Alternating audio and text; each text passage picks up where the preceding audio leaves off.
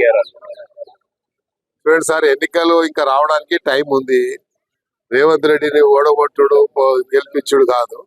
ముందు మనము మన జరిగినటువంటి తప్పులు తెలుసుకోవాలి. మరి ఏదో స్థామిత లేక మనం చేయకూడదు. ఎందుకంటే గురిగించ కింద ఉన్న మచ్చాగా ఎవరు తెలియదు, అది ప్రాబ్లం ఉంది. అందుకనే ఇప్పుడే గాని ఒక స్థాయిలో ఉన్న వ్యక్తిని మనము తప్పుగా మాట్లాడితే ఆ స్థాయి ఉన్న వ్యక్తి కూడా కిందికి వచ్చి మాట్లాడాల్సి వస్తుంది. అందుకనే వీళ్ళే కదా మరి ముఖ్యమంత్రిని ఏకవచనంతో సంబోధించడము, నోటికి వచ్చినట్టు మాట్లాడడం, ఎవరైనా కానీ ఒక స్థాయిలో ఉన్న వ్యక్తికి మర్యాద ఇవ్వడం అనేది అది ప్రజాస్వామ్యంలో అది మన బాధ్యత. అలా కాకుండా వ్యక్తిగతంగా విమర్శించడం వల్లనే ఇవన్నీ వస్తున్నాయి. కాబట్టి రాజకీయంగా మీరు చేయొచ్చు. ఆయన కూడా ముఖ్యమంత్రి కూడా ఛాలెంజ్ చేస్తున్నాడు.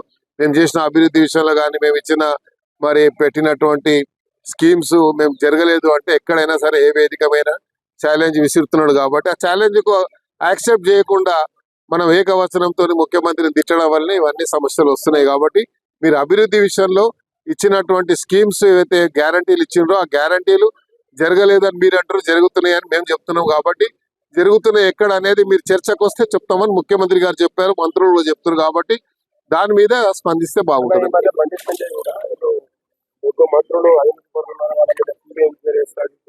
ఇప్పుడు ఆయన కేంద్ర మంత్రి ఉన్నాడు, ఆయన మన కేంద్ర మంత్రుల గురించి చెప్పిండా, రాష్ట్ర మంత్రుల గురించి చెప్పిండా మనకు తెలియదు కదా. కాబట్టి ఏదైనా సరే బండి సంజయ్ గారు ఆయన ఒక మన హోమ్ మినిస్టర్ ఉన్నాడు.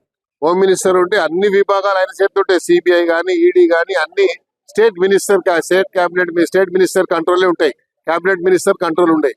కాబట్టి ఆయన స్థాయిలో మేము తెప్పించుకుంటున్నాం. ఎందుకు సమాచారం ఉంటే యాక్షన్ తీసుకోవాలి.